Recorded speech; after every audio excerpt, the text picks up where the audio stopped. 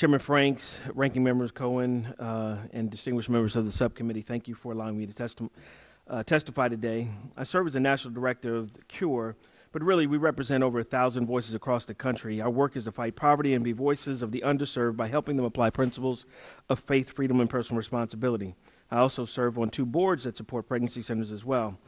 I come today to offer my strong support and endorsement for H.R. 4924, the Pre-Natal Non-Discrimination Act. Like many liberals in the black community, I too believe that black lives do matter. But I think that the passage of H.R. 4924 would codify this notion into law by not forcing and allowing for race-selective abortions.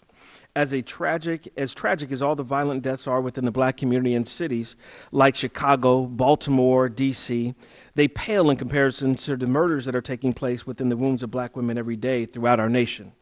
The rise of feticide in the world is astronomical. On the global front, we are virtually watching and observing entire countries alter birth rates and normal balance of population and gender due to sex-selective abortions. My support for this legislation is not only based on my deep personal thankfulness for being born to a black woman, or my conviction as an African-American male that deplores discrimination, or as a citizen of the country that does not want to see sex discrimination, but a citizen who deeply desires the same protections be afforded to them by the Constitution be given to all, including the preborn. My support also comes as a father and a man who sees the destruction of lives and have heard from and counseled the women who have had to deal with the emotional and physical consequences of having lived with the gut-wrenching termination of a pregnancy. Creating a life is an ultimate gift from God. What we do with that life is our gift back to God. The passage of H.R. 4924 would help ensure that we don't run short of the gifts that we give back to God. As stated years ago by the then pro-life Reverend Jesse Jackson in January of 1977, politicians argue for abortion largely because they do not want to spend the necessary money to feed, clothe, or educate more people. Here, arguments for inconvenience and economic savings take precedence over arguments for human value and human life. Psychiatrists, social workers, and doctors often argue for abortion on the basis that the child will grow up mentally and emotionally scarred. But who of us is complete, he asks. If incompleteness were the criterion for taking on life, would we all be dead?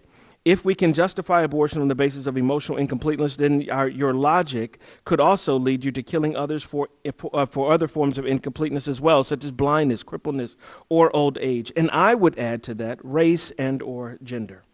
Abortion based on sex selection, race selection, or gender selection is antithetical to our civilized society. If it is illegal to murder based on sex, race, or gender, would it not be equally illegal to murder a child in the womb based on these same characteristics?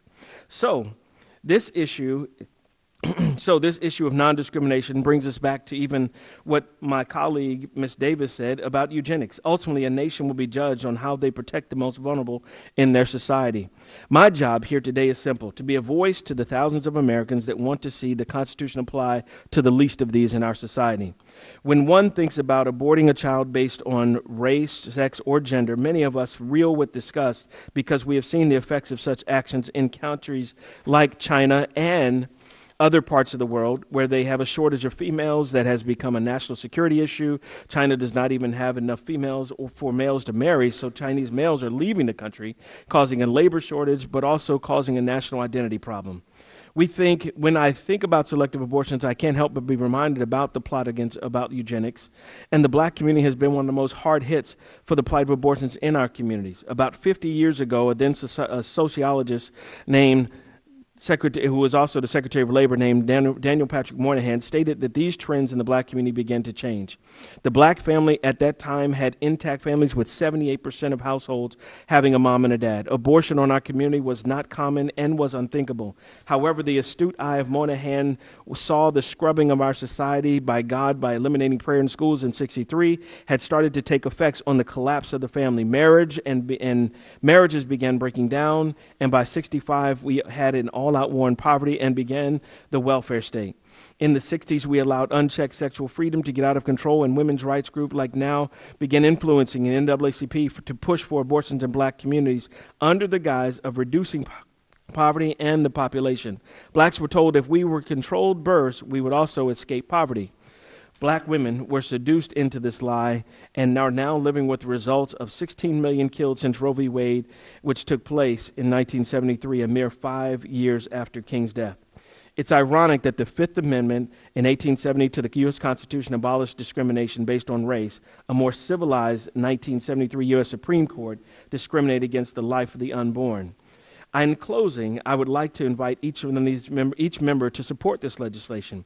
Think long and hard about the America we want to pass along to the next generation, a social experiment of genetic engineering at the hands of those who choose who wins and who loses in life. Come to my city. Meet some of the women who have indeed had counseling after having an abortion. I invite you. Thank you for your time.